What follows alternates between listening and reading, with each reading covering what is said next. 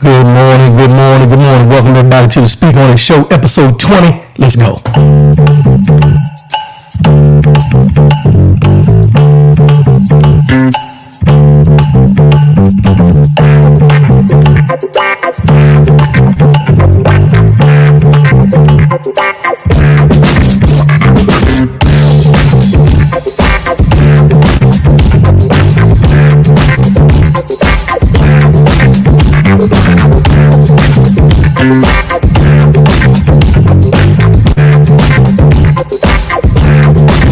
Give me them horns.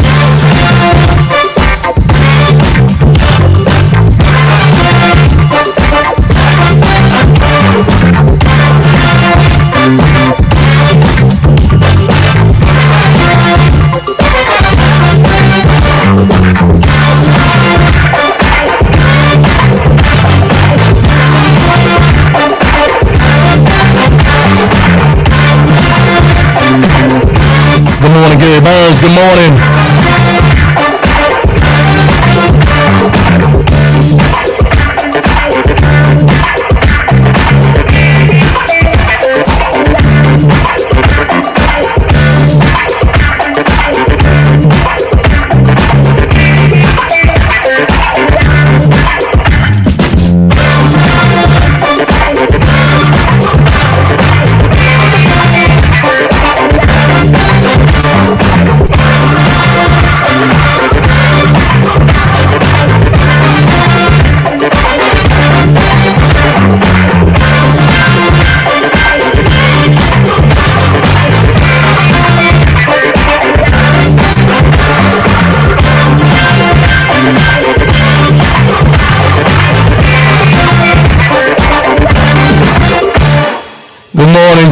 Good morning. Welcome to the Speak On It Show. I am your host, R.W. Coolins. Saturday morning, y'all. 7 a.m. Pacific, 10 a.m. Eastern. Check the feedback again. Oh, man, it's always doing something this way. Wait, hold on, man. Hold on a minute. I don't know what's going on with this thing. Is that a little better? Hopefully we get a little better. What's going on with this thing here? What's going on? Good morning, everybody. Good morning. Welcome to the Speak On It Show. As I said, technical difficulties again. Good morning, my brother, Melvin Jackson. How's everybody doing out there? Good show for you this morning. Let's get these formalities out the way while we try to work through these technical difficulties. Follow me, rwcombs.com. That's the website. You can go there and get all the information you want, all the information you need in a radio show. rwcombs.com does the link for websites. That is the website. You can also, still got feedback issues? Let's see what we got here. Hold on. I don't know what's going on here. Hold on, y'all. Hold on. Let's see what's happening.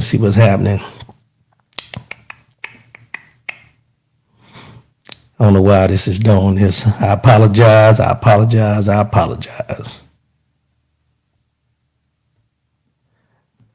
right. So let's see what we got here. Hopefully we're a little better.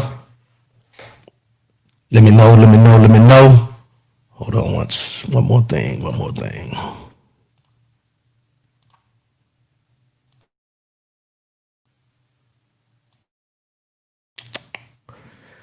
Yeah, something with these microphones, something with these setups. We was doing good for a while there, y'all. We're on episode 20, of course. Something will be wrong when we get up to episode 20. Still no good? Let's see. Only got one more thing to work. Let's try this.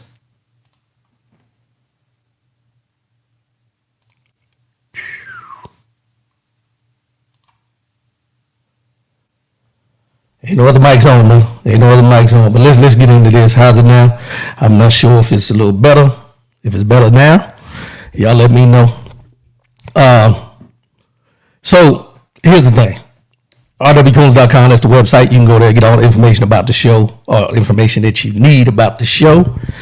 I don't know what's going on this morning. I'm all disheveled now, but we're going to have a good show either way. We're going to get this thing started. So, as I was saying, rwcombs.com, that's the website. You can go there and get all the information, the links for Facebook, the links for YouTube.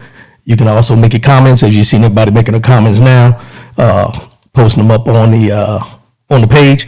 You can make your comments no matter what the situation is. Let your voice be heard. Also, calling number 844-904-2665. That's 844-904-2665.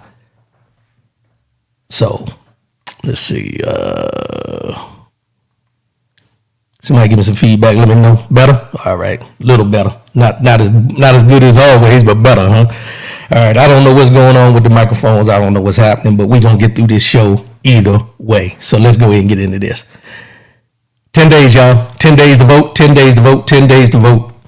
Early voting. Large numbers out there voting. Large numbers out there voting. Make sure you get out there, whether you're doing a drop-off or if you're doing mail-in voting or in-person voting. Make sure you get out there, do what you're supposed to do what you need to do, and make sure that you're letting your voice be heard no matter what the situation is. There's a lot of things going on out there about voter intimidation at the polling places, different things like that.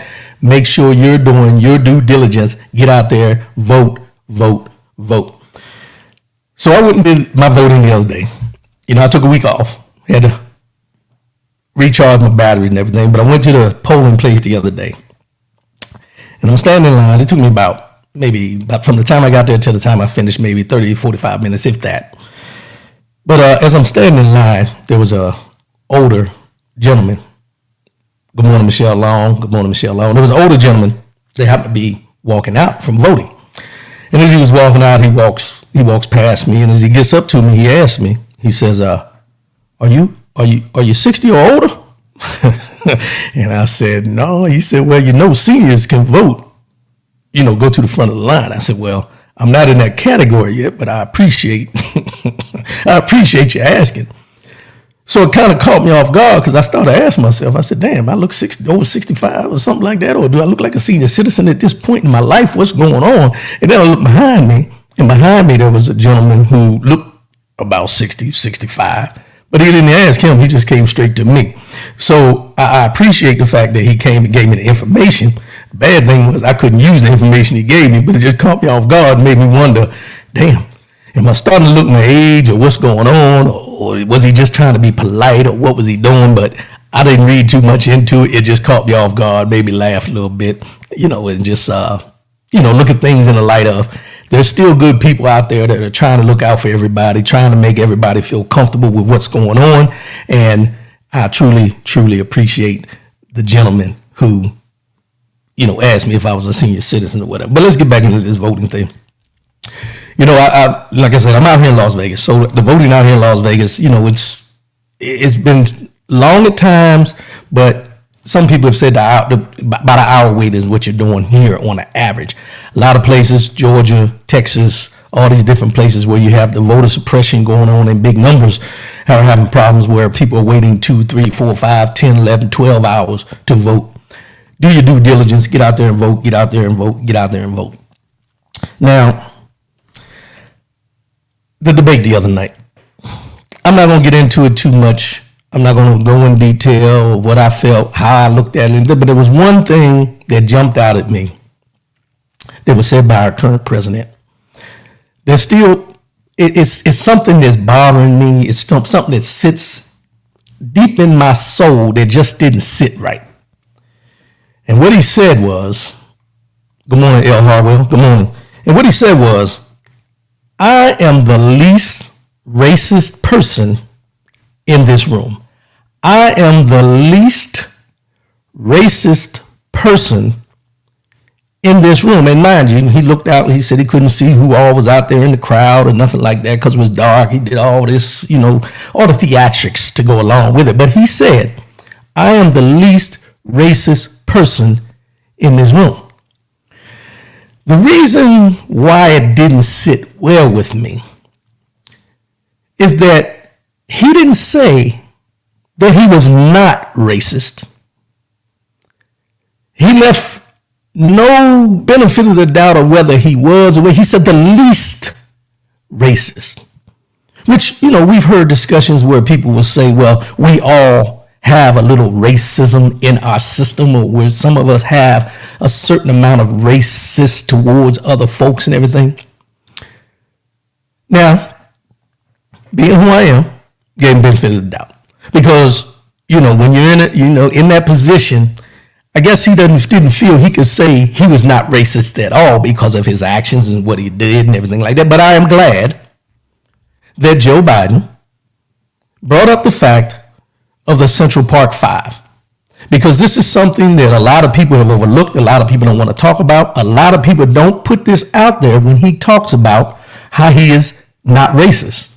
But if you look back at what happened with the Central Park Five and everything like that, that was a racist stunt towards those young men who were found not guilty of all charges against them. He wanted them to have the death penalty, get an electric chair, anything to the full extent of the law he wanted for these 5 young men, without knowing the true details, without knowing the information, without knowing facts. This is what he preached back then. Then in this debate, they went after Joe Biden, and they keep bringing up the crime bill. I'm fine with that, the crime bill. And I'm going to get into that a little bit later on when we talk about Big Pharma. But when you talk about the crime bill, you have to remember, Joe Biden wasn't the only person that signed off on this crime bill. The whole Senate and the Congress signed off on this crime bill at the time that was dealing with the crack epidemic, sending people to jail, for longer sentences than just for having regular cocaine and all those different things. Those are the things that we look at, and they bring up Joe Biden with this crime bill, but we seem to eliminate everyone else who was in office at the time. Good morning, Big L. Appreciate the support. Those are the things that when you look at the debate, when you look at certain things, look at the full spectrum, pick out the certain things that are said and things that are not said when you listen to that debate. I'm sure some of y'all DVR'd it. I DVR'd it. I'm going to go back and listen to it again. But there's certain things that were said that jumped out at me to make me realize that, and I've said this before and I'm going to say it again, you have 2 70-some-year-old white men running for president of the United States. They don't know my struggle. They don't know your struggle. They don't know the things you've been through. However, they're running for office, and now that we're within 10 days, like I said last week, the black vote is being catered to. They're looking for the black vote. They want to carry the black vote. So you get up here and you talk about the crime bill against this person, and you talk about least racist with this person. The bigger picture is, what are you going to do for the people once you're in there? What are you doing for the people once you are elected? Now, they brought up Joe Biden's record. He's been 47 years in politics and different things like that. What has he done? Well, I'm sure in 47 years he's done things. However, you can't pick and choose certain things that he voted on, certain things he didn't vote on, because if you do that, all the politicians that are there, we wouldn't keep on reelecting them. We would start doing our research, start reading, and start finding out exactly what they're for and what they're against. Other than the fact that they're greasing their pockets, lining their pockets, doing all the things that are unjust towards us, the common folk out here trying to survive and make a living. Ethan Johnson, the black clergy, Al Sharpton, Jesse Jackson, and the Congressional Black Caucus at the time, supported the crime bill. Yes, they did. And I appreciate you bringing that up, because I did read this article the other day about the crime bill, that all those people you mentioned, Congressional Black Caucus, Jesse Jackson, Al Sharpton, all these people signed off on the crime bill. Why? Because of what the crack epidemic was doing to our community with crime and everything else. So they came up with this crime bill back in 1994 under President Clinton, the one that people tried to say was our first real black president before President Obama got in there. You know that guy? Yeah, the crime bill was underneath of him. And we sent a lot of people to jail for long periods of time. Some are still serving time right now because of this so-called crime bill. And then you look at it and you ask yourself, when you have these people up here and they bring up old records and things like that, you can't leave out what other people are doing. You cannot do that. You cannot pick and choose what this person's doing without identifying what that person's done. If we want to bring it up, you can get into all the backdoor deals and how much money Donald Trump has made and his family has made since he's been in office. But nobody wants to talk about that. No one talks about that. Why? We don't talk about the fact that they sent Rudy Giuliani overseas to find dirt on Hunter Biden and Joe Biden. Well, Hunter Biden's not running for president. Joe Biden is. Joe Biden's running for president, not Hunter Biden. Whatever Hunter Biden did. Whatever Ivanka Trump did. However, Ivanka Trump is a member of the presidential staff. Hunter Biden has never been part of or was not a part of Joe Biden and President Barack Obama's cabinet when he was there or when they were in office. So if he used his father's name, which everyone knows Joe Biden, if his father's name was used, it was because his last name is Biden. But does that mean everything he did within those deals that he was doing and how he got jobs and everything? People have been hired because of their last name for years and years and years. But it seems to me that we only pick and choose who we're going to identify these things and hold it against them at certain times because we don't like who they are or what they stand for. Ethan Johnson, Google Mena, Arkansas, and connect the dots between the crime bill and the crack cocaine epidemic. Yeah.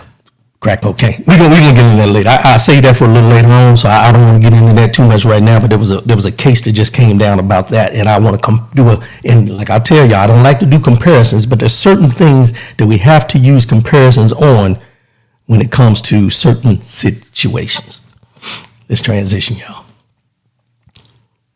Well taken care of. Now this was another comment that was making. Well taken care of. Right now, well, recently, there was 1,030 children separated in 2017 by the Trump administration at the border. Currently, the ACLU has found 485 children's parents and reunited them. Currently, as of today, 545 separated children at the border still have not been reunited with their parents. Now, this was all a part of that immigration plan. They caught them at the border. They took them into custody, and then they separated the children from the parents. And today, they separated. Initially, they had 1,030 children. Now they have 545 that they still haven't reunited with their parents. Deputy Press Secretary Brian Morgenstern said, and this is what he said: "The sad truth is that many of them have declined to accept their children back." Let me read that again so you understand where this is going. 545 children are still separated from their parents. The Deputy Press Secretary said the sad truth is that many of them have declined to accept their children back. Trump said the separated children in custody are so well taken care of. They're sleeping on floors. They've been sexually abused. There's accusations. They're being treated like animals, keeping them in cages. They're in windowless rooms. And they're using blankets that marathon run. You know, if you ever ran a marathon, you know, they give you that little aluminum foil looking blanket when you finish, across the finish line. That's what they're giving them as blankets while they're sleeping on the floors down here in these cages, in these warehouses, separated from their parents who they haven't seen since 2017. We're talking about 3 years, y'all. 3 years. They separated these children from their parents. There's 545 of them left. And they're going to Honduras. They're going to all these places trying to locate the parents of these children that they separated at the border because of immigration.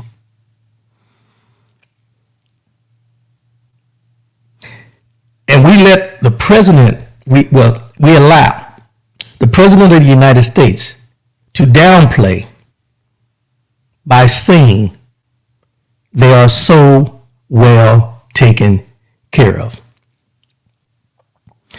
Let me bring something up to your attention real quick. And let me know if this sounds familiar to you. Slaves were happy and well taken care of. Let me say that again. Slaves were happy and well taken care of. They were well fed and had decent lodging. This is verbiage that was used when people talk about slavery at this current time. They were well taken care of. They were happy. They were well fed and had decent lodging.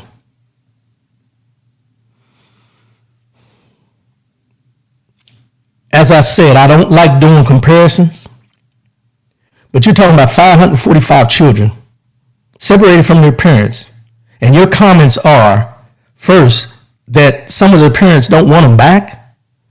Well, they wouldn't be in a situation of wanting them back if you wouldn't have took them from the beginning or separated them from the beginning.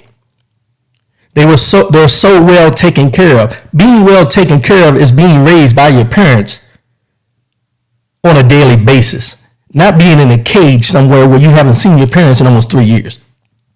Now, we're talking about kids where some of them, from what I read, were still in the breastfeeding phase. And you separated them from their parents.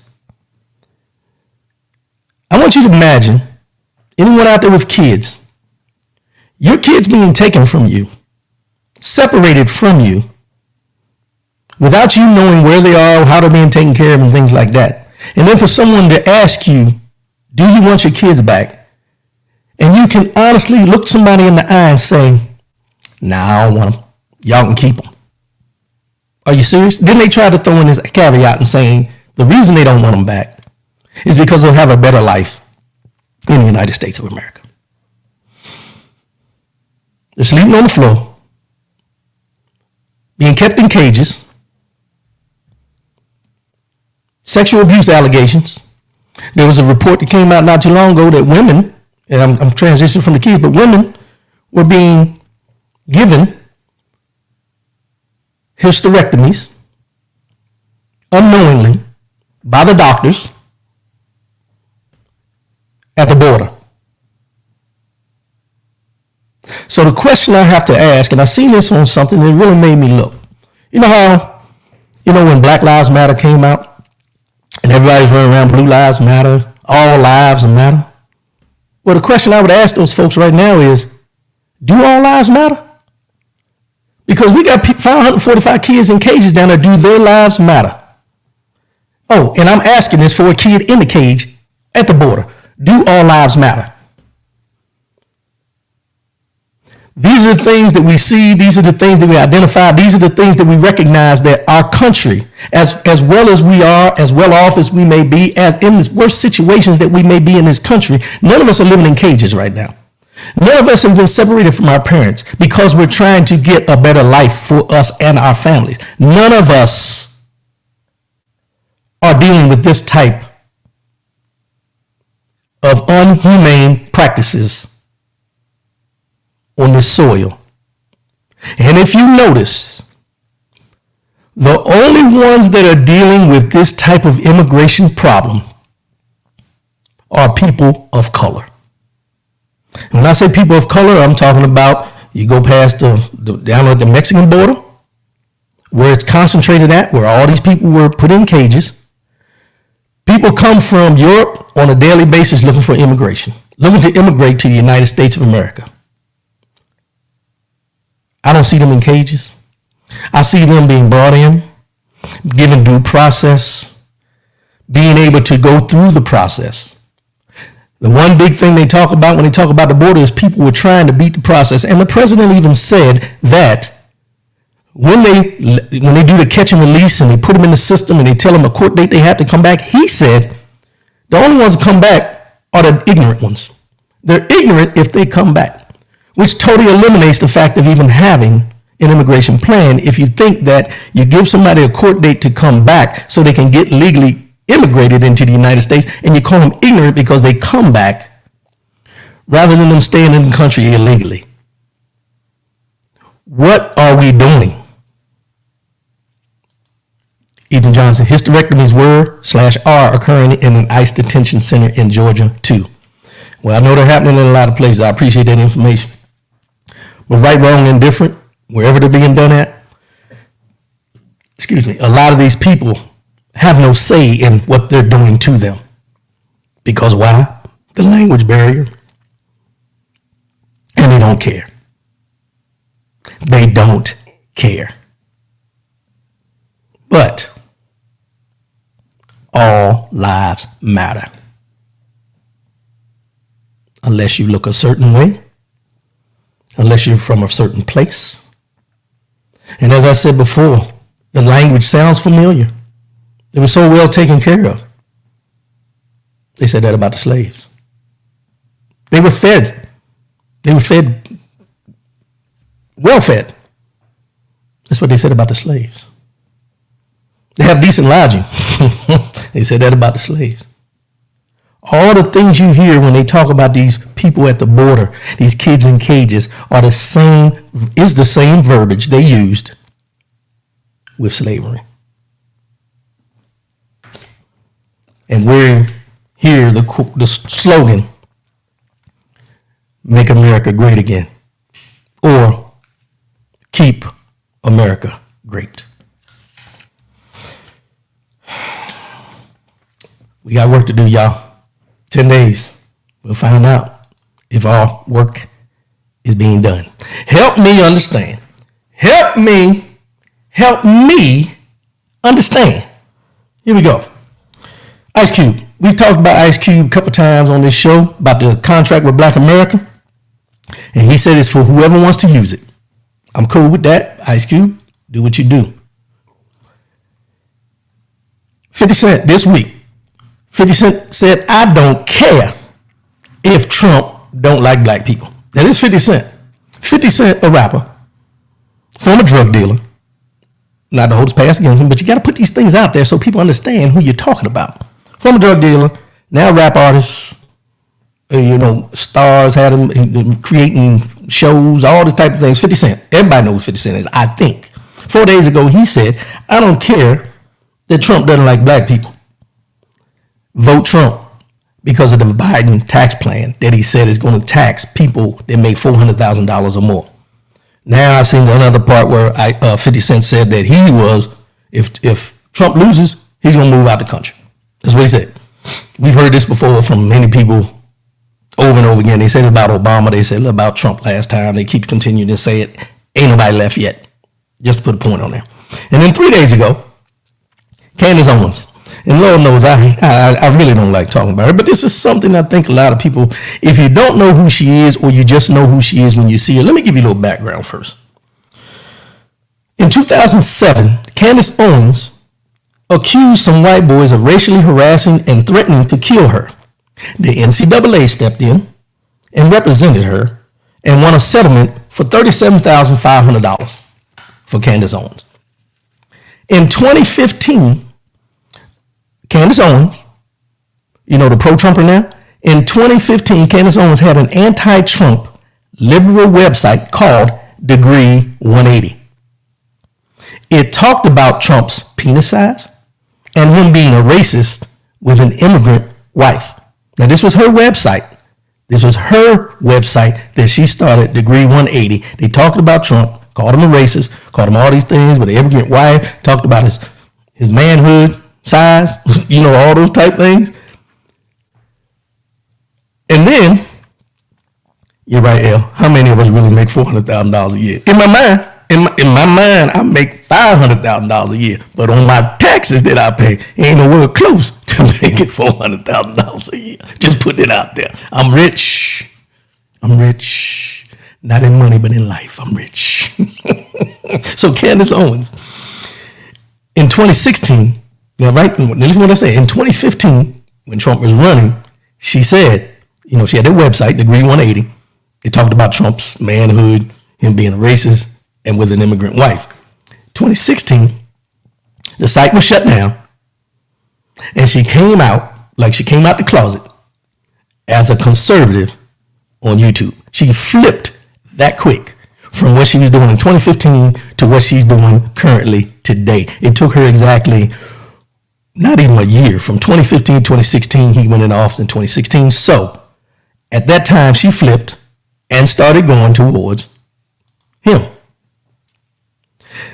The reason I bring these three up, and this is just three of many, there's many, is I'm trying to understand, and I want y'all to help me understand this. When you decide to support somebody, I'm fine with that. I'm fine with whoever you choose to support. But I guess my mentality and my thinking is, how do you flip that quickly from one side of the aisle or one opinion or how you feel about somebody one day to the next day? And the reason I say that is because I had to think about myself when I was looking at this on the understanding part. And I know for me, I've had grudges, I've had disagreements, I've had people I've had falling outs with. And my mindset, my mentality, and my feeling towards those people didn't just flip like that. It just doesn't happen as far as I know. And you just hit the nail on the head, Ethan Johnson. Money. So I'm going to go out on a limb here. And I'm going to say let's start with Candace Owens. With Candace Owens, for her to go from being anti-Trump in 2015 to also all of a sudden becoming conservative and having a YouTube page in 2016 and being so outspoken about, blacks and how we're still, the Democratic Party is treating us like slaves and all these different, her narrative that she uses. How do you change that quickly unless money's involved? How do you go from the NAACP supporting you and defending you in a case in 2007 to 2016 and on saying that the NAACP is crooked and all the other demeaning words that she's used against the NAACP? She called them racist at one time. From 2007 to 2016.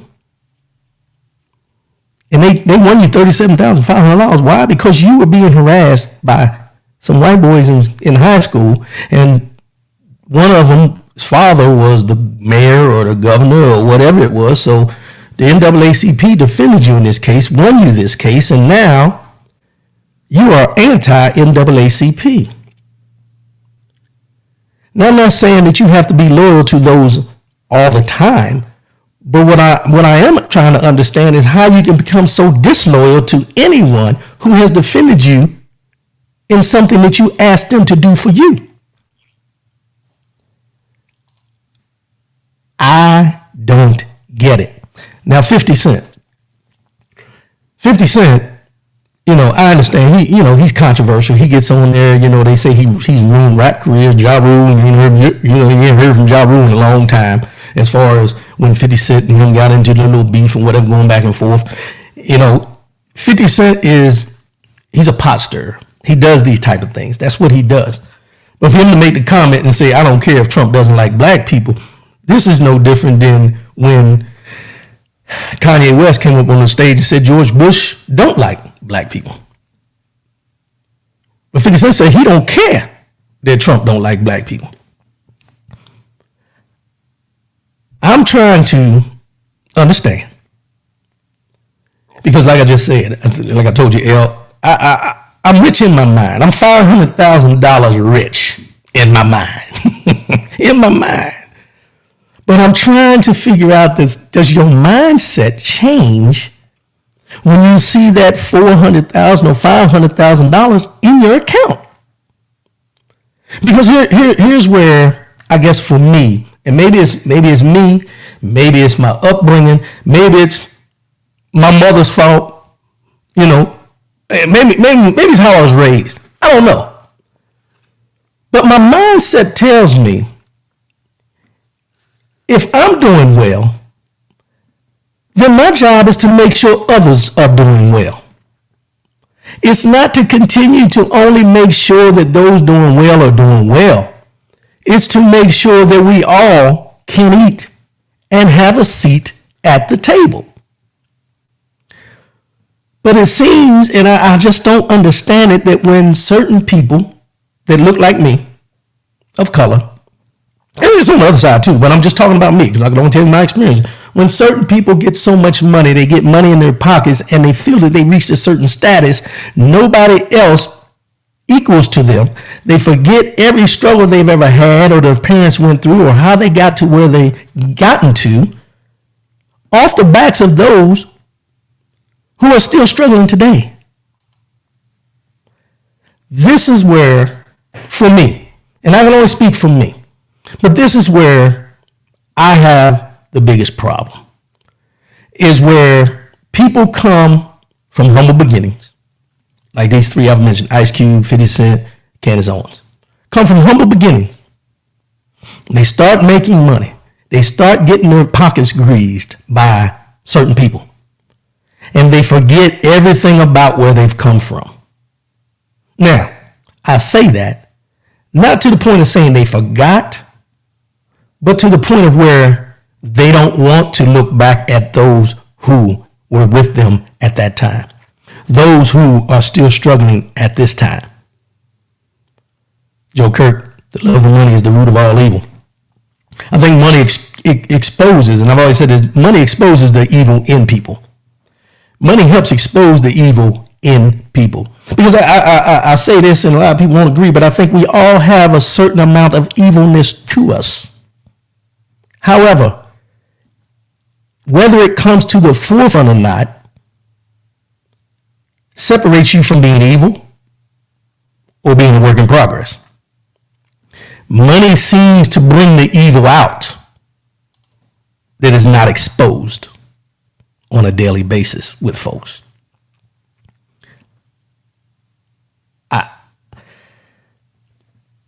When we talk about humble beginnings, where we came from, the road we had to travel, how far we've come and how much further we still want to go or how far we need to go, and all these things that we can take into account,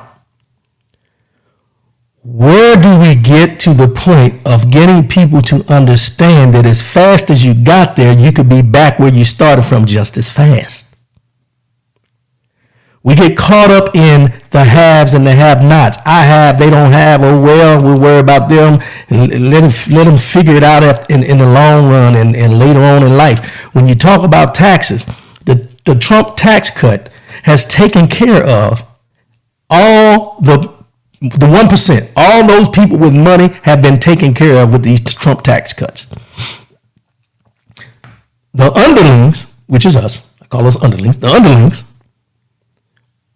look at the tax cut. Let's just start here. Let's start here. The stimulus package. They were giving people $1,200.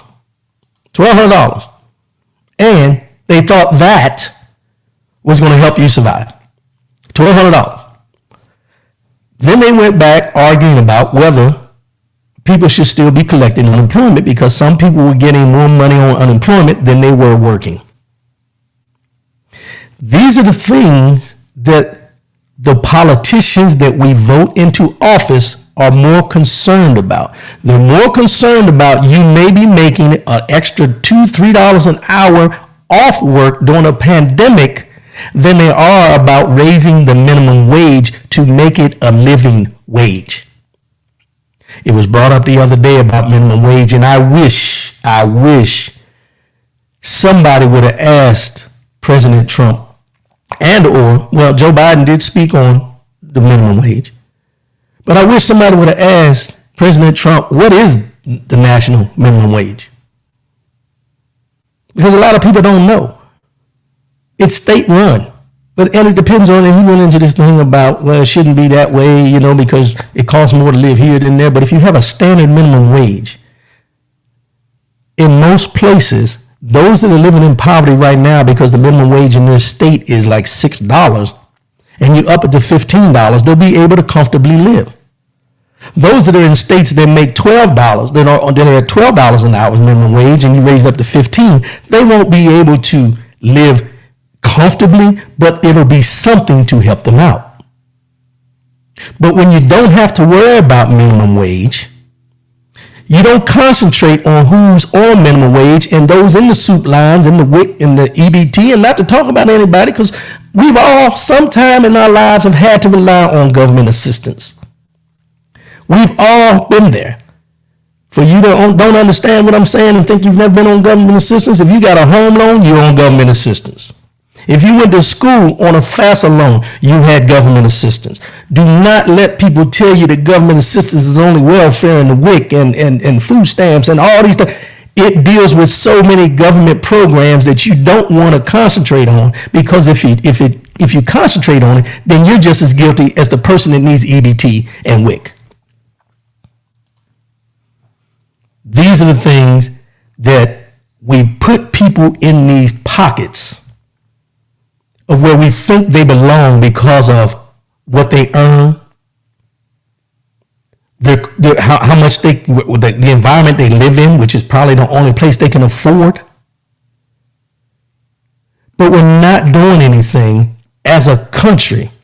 And I'll talk about the politicians all the way down to the everyday me and you that don't take the time to help those in need when they're in need. But somebody, somehow, some way helped you when you were in need. Whether it was a family member, whether it was a stranger on the street, somebody helped you. And in this country right now, you see it.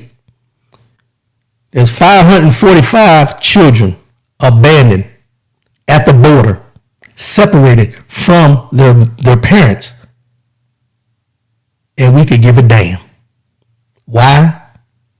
Because it's not us. And you know the argument that bothers me most is, well, if they weren't trying to get in the country illegally, they wouldn't have been separated. That's a lie. That's a lie. They separated these people because they were looking for asylum. They separated them from their kids and sent their parents back and kept the kids at the border. They were doing what they were supposed to do by going to checkpoints to be able to try to do immigration legally. And we illegally separated them from their children and sent them back and kept the kids at the border. Don't give me that shit. These are the things that we see, and then we hear people say, you know, all lives matter. When you talk about abortion, all lives matter. From the heartbeat, once there's a heartbeat, it matters. You hear all these things during this time because it's a political season. You hear that once a baby is conceived and there's a heartbeat, the life matters. But you got living, breathing kids at the border who don't matter.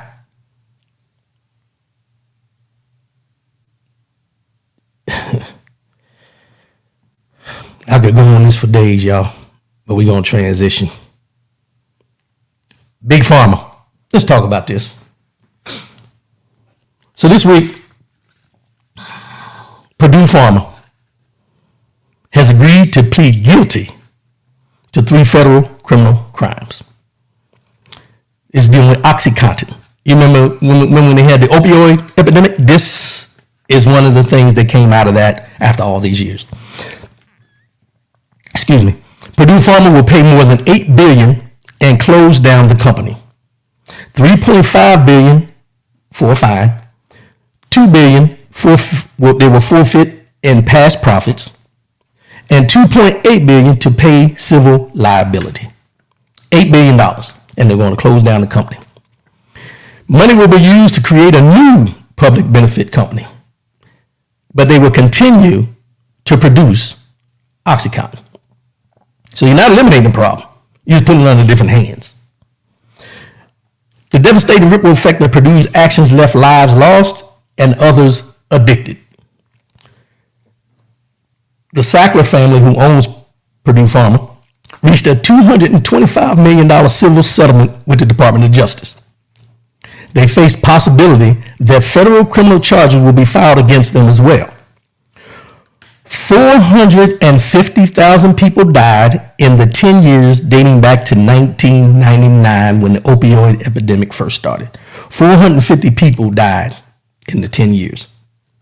dating back to 1999. Purdue Pharma was also found guilty because they were paying doctors to write more opioid prescriptions than necessary to keep the OxyContin moving, to sell it, to put it on the market for people to use it. And people got addicted. 450,000 people died.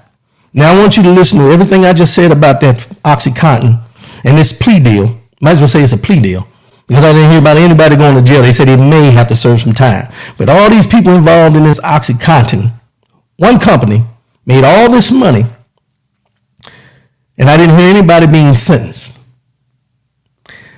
The opioid epidemic, and I don't downplay this, was major. But the opioid epidemic was major because of who it was affecting. The suburbs. And then it kind of trickled into the cities.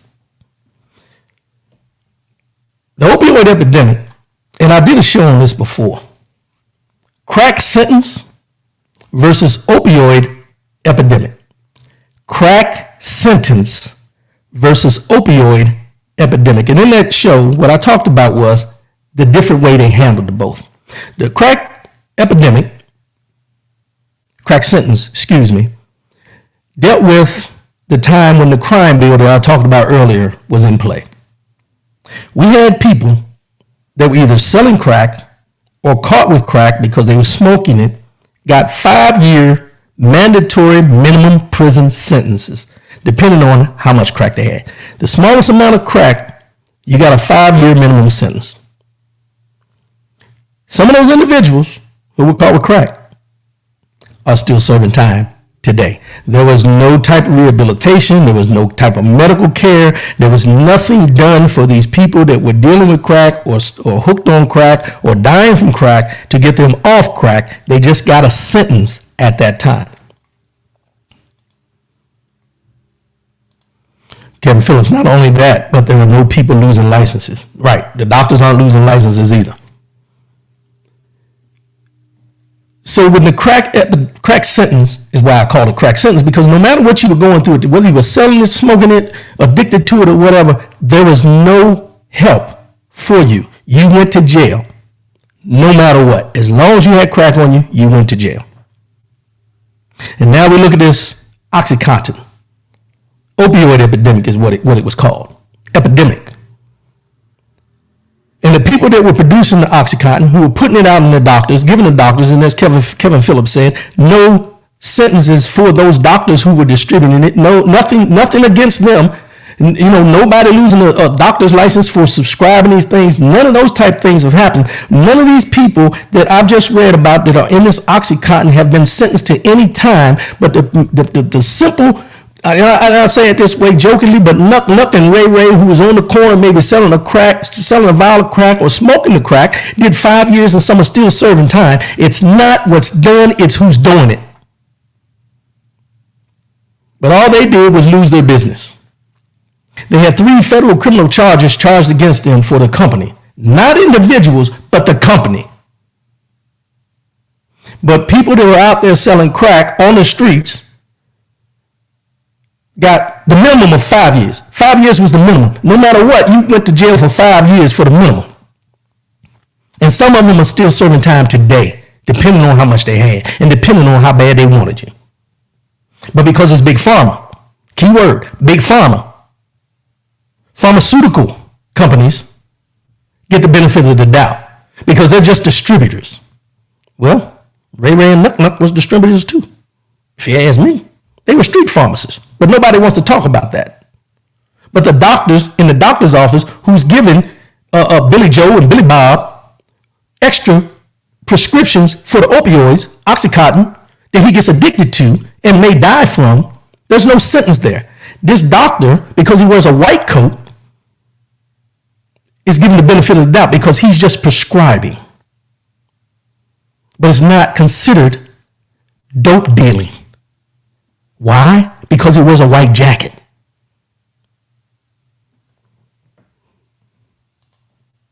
Ethan Johnson's opioids were approved by the FDA. Guvamina Arkansas, and connect the dots on the crack cocaine country. Yes, sir. Those are the things that cause you to look at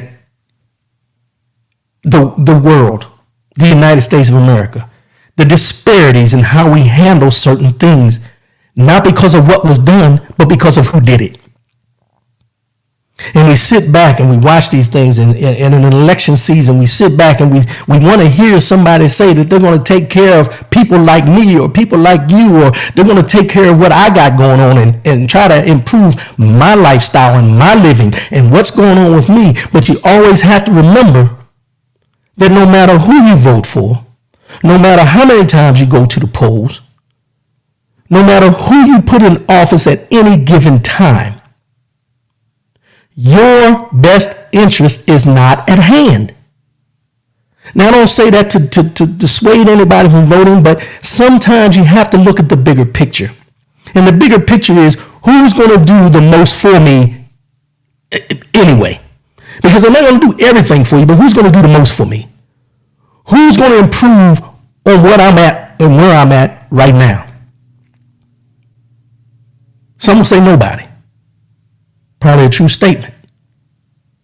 But we have these people in these positions for everyone, not for the few, but for the masses. It should be the same when you talk about the Department of Justice and how we do criminal justice. Criminal justice, to me, and I'm going to put it out here like this. Criminal justice, to me, is not about the crime. It's about the person that committed the crime.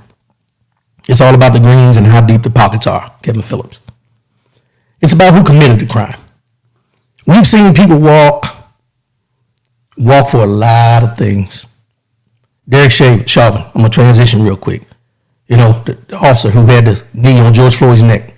They dropped the murder 3 charge the other day.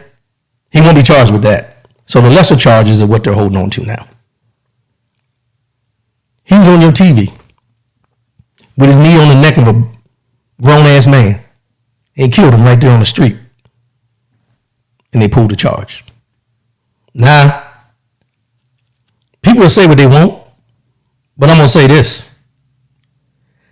Not me, but when I see people get arrested that look like me, I see maybe a DUI or, not running a red light or something like that.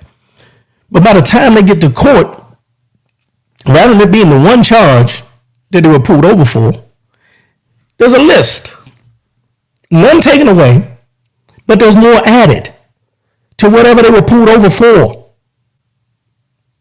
Whatever they were arrested for, the list went from 1 charge to 20 charges. They throw disturbing the peace in there on anything, anytime they have to respond. But then when you see this with a police officer who killed a man on the street, they're pulling charges away. And let's not get into the Breonna Taylor fiasco down in Louisville, where more info is coming out that this stuff wasn't done up and up from the beginning. However, as we watch this play out, who's going to be held accountable? Strap on your seatbelt.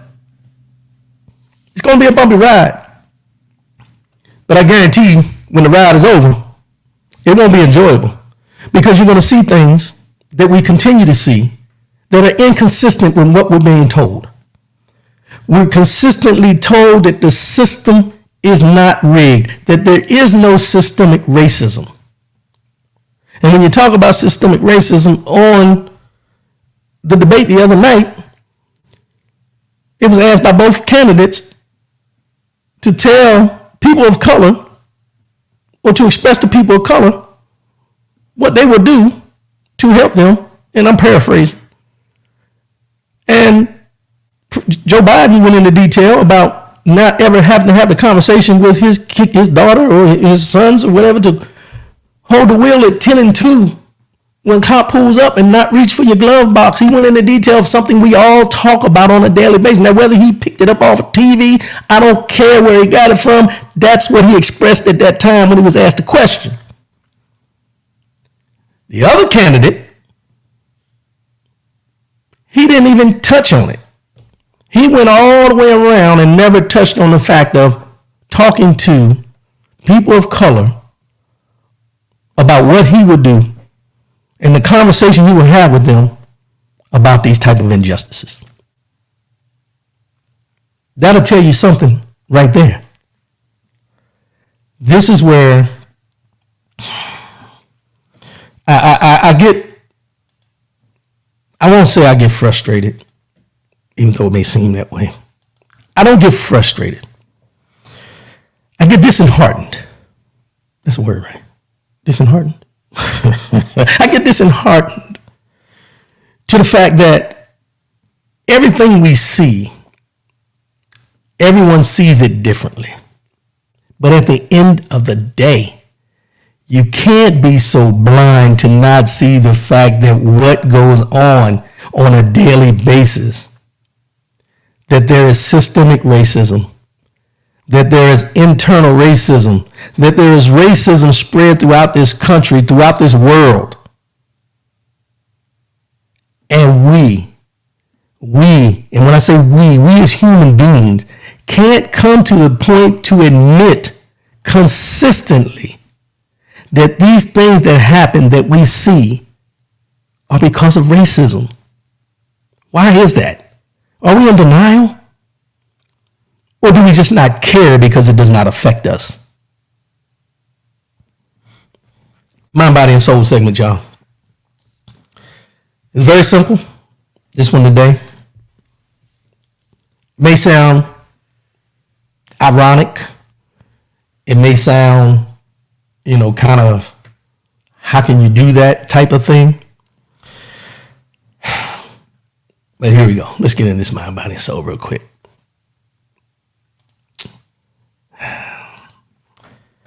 Here we go. The main thing is to keep the main thing the main thing. Let me say that again. The main thing is to keep the main thing the main thing.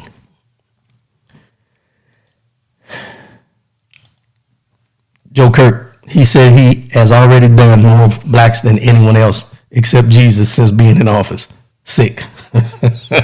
Yeah, he said he done more than Jesus. Basically, he said he did more than Abraham Lincoln. He didn't bring up Lyndon B. Johnson. He did, there's always lip service that you can deal with. There's always lip service that you can deal with. There's always lip service that you can overlook. But at the end of the day, call it what it is. Call it what it is. Don't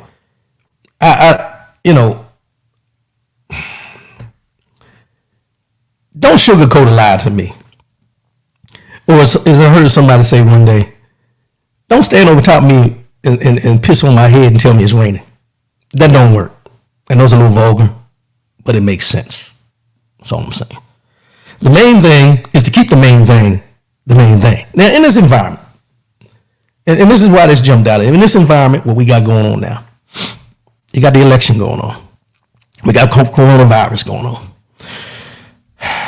We got criminal justice things going on. We have kids in cages. We have global warming. There's so many things that are going on. So the question would be, what is the main thing? How do you keep the main thing if you don't know what the main thing is? Well, I had to think about this myself. And at this point, the main thing ain't the election. The main thing ain't global warming. The main thing is not the kids in the cages. The main thing is not racism, social justice, 50 Cent, Candace Owens, Ice Cube's contract with Black America. None of that is the main thing.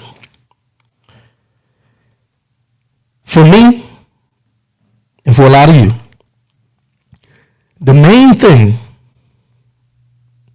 is keeping our faith during this time. Keeping your faith during these times. Now, a lot of people will say, well, keeping faith, hey, we're going through all this. And, you always hear people get religious and get spiritual and talk about your faith and keep God first and all these different things. But let me tell you something. The main thing is the main thing. And your main thing at this point is your faith. No one can take it from you. No one can make you waver from it. The main thing is your faith. Now, everybody may not practice it the same. Everybody may not go on their knees on a daily basis to thank God for the things he's done and ask God to help them through the things they're going through. Everybody doesn't. But that's the main thing. As crazy as this may sound, the things we're going through at this time, there's a reason. Like we look at everything. When you go through things in your relationships, when you go through things in your friendships, relationships, friendships, and in your life with jobs, struggles, all the different things you go through in life, we always say, after we come out of it, there was a reason during the season. There's a reason for this season, y'all. There's a reason for this season. Some people may not see it. Some people may not understand it. Hell, some of y'all may not even know what I'm talking about. And that's not to say that anybody's out there ignorant or anything like that. I'm just saying some people may not know what I'm talking about simply for the fact that the faith that you thought you had, you've allowed to dwindle off so much that you don't know how to get it back. I'm here to tell you, you never lost your faith. You suppressed your faith. You chose to take these worldly things that go on around you on a daily basis and allowed it to diminish your faith. You allowed what people say, how people treat you, what this person believes, what that person believes. You allow that to infiltrate your mindset and your understanding and your spirituality to deteriorate your faith. It's not gone. It's not gone. It only takes one thing. It takes one thing. And it's the simplest thing you can do every day. And that's to go down on your knees and ask God for understanding, forgiveness, and for you to have peace in your mind that everything is going to be all right. I don't say this lightly.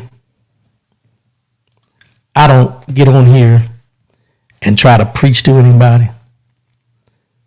But what I try to give you is hope. I try to let you know that there is light at the end of this tunnel.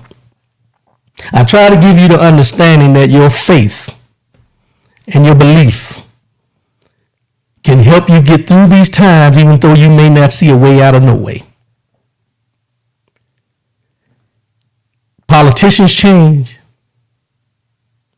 Presidents or politicians change. Friendships change. Married relationships change. Hell, you change. But one thing that does not change is our God. No matter what you do in life, no matter where you've been through, he's always going to be the same. What we have to do is change our mentality, change our thinking, and stand on our faith to know that no matter what goes on this earth today, God is still here. He ain't never left, and he ain't going nowhere. But for a lot of us, the reason we can't understand that, the reason we can't get to the point of knowing this and stand on it, is because we've allowed our faith to waver. Gain it back. Find it again. And I guarantee you, when you find it again and you replenish it within you, all these things going on around you, the main thing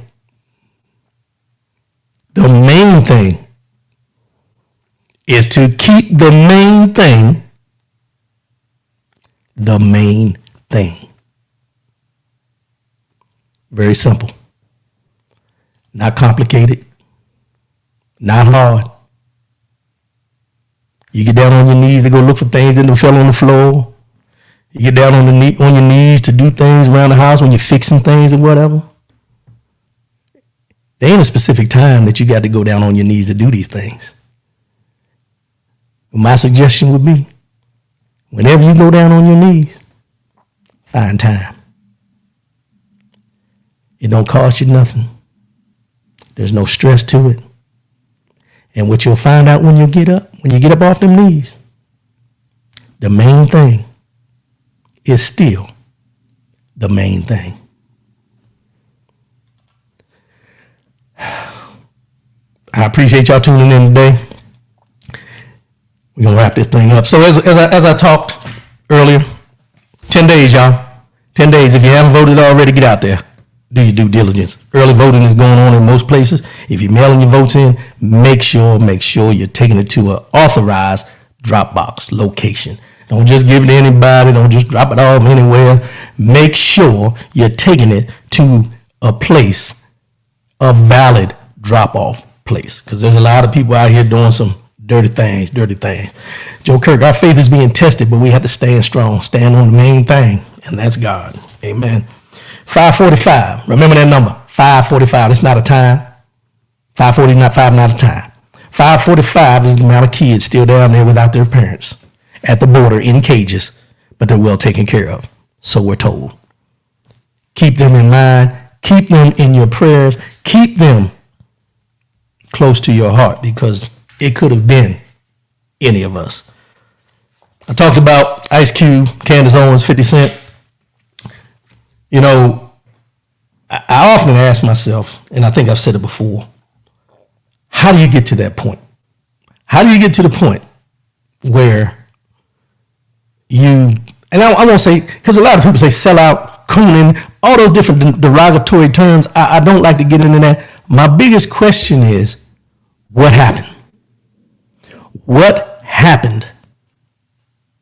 How did you get here? Those are the things that I look at. How did you get here? Air Hardware, help those get to the polls who need it. Amen. If you know somebody needs to get to the polls, help them get there. Help them get there. Our seniors need help, y'all. Oxy, Big Pharma, hey, that you can't talk about it any differently. Big Pharma, crack sentence, opioid epidemic. You can find it on my Facebook page also. On the Speaker on the Show, I think I separated and put it on there, so you can go back there. Just look for the one that says crack sentence versus opioid epidemic. You'll see it there. I appreciate y'all tuning in. Excuse me. As I mentioned when I first started, you know, I took a week off to recharge my battery. And I'm getting back to the thing of making the main thing, keeping the main thing, the main thing. The reason I say that is because, you know, every once in a while we have to shut everything out, shut everything off, and get back to the basics of understanding what this life is all about. And that week I took off, it was refreshing. Big things in my life. And I would tell you that during that time, I did a lot of soul searching, retrospective thinking. And I guarantee you, if you take the time, and I mentioned this a couple weeks ago, to do some internal searching, internal inventory of where you are, where you've been and where you're trying to get to, let me tell you something. The only way you can do that is you have to step away. Step away from that everyday job. Step away from that everyday routine. I don't care if you just lounge around the house, which I did, and just concentrate and get back, as I mentioned, in the mind, body, and soul, making the main thing the main thing. We tend to venture off the path, but there's always a way to get back. You don't need a GPS system. You don't need a GPS system to find your way back to God. As I always say before I sign off, I appreciate you. Be back next week. Tune in. Episode 21 is episode 20, episode 21 next week. And hey, we're going to continue to do what we're doing. Let your friends know. Speak on the show. It's not just a radio show. It's just not a show.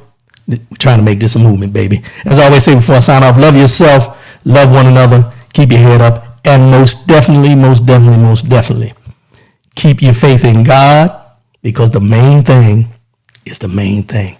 I love y'all, and I'll see y'all next week.